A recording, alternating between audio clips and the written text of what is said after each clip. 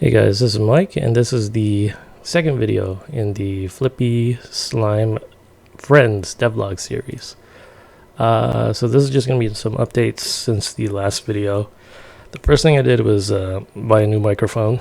This is a $20 microphone now instead of the cheap $5 ones that I had before. So hopefully the audio is a lot clearer and better, and you can actually hear me. So the first big update is that I put the project up on Github. So you can go ahead and check it out. You can clone the repo or fork it and take a look at my scuffed code. So that is that. Let's get into the game.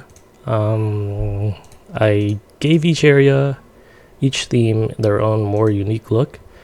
So each area is going to have their own colors now and their own tile sets. So that's grass, and here's ice, and this is floating ruins. Now this one was took a little more work, because what I wanted to do was show the path of the moving tiles, and the way that I did that was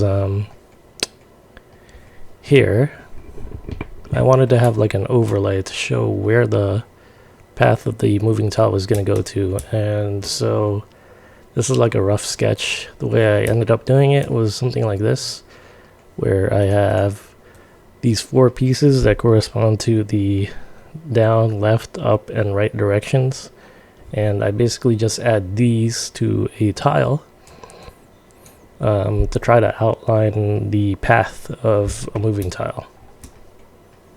And I think it turned out pretty well. This looks pretty cool to me. So that's that. And I also introduced the undersea levels. Now this one has the bubble tile mechanic, and this is my favorite. So what happens is, if you jump into a bubble, you'll start floating, and from here you can move around. And you'll also get a little indicator under you showing where you can land. So an X means you can't land here. You'll get this new drop button, and it's a circle where you can land. So here I can drop and then finish the level. So the reason it's my favorite is because it makes the levels a lot harder, I think. So for example, in level 3, the goal is 13 moves. I have used this puzzle before in the first Flippy Slime game. It's basically an 8. So what you can do is drop down on, let's say, the top corner here. But when you do that, you will never be able to finish it in 13 moves. The best you can do here is 15. So what you have to do is try to figure out where you should land first. The easiest would probably be the center, and then you can just circle around the whole thing, and that will get you 13 moves. So that's why I think it's this mechanic is really hard, because not only do you have to find the best path to go through the level, you also have to find the best starting point.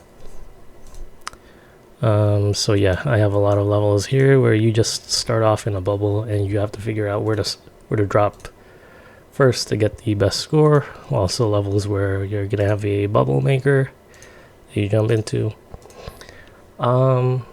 This one is interesting. So I'm gonna have some mechanics where like the bubble and the super jump actually go well together, because I realized that the super jump will make you jump forward 2 squares in the direction you're facing. So it's important to align yourself when you drop on a super jump.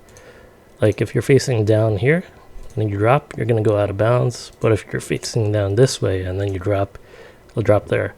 So that's pretty interesting, I thought.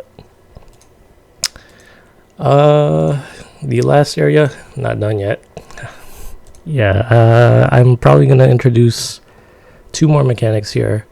The teleport, which was in the first game, and then a new mechanic, which is the finish tile, which is basically going to be you have to have a slime or whatever on that tile in order to actually finish the level. So it has to be the last tile to toggle.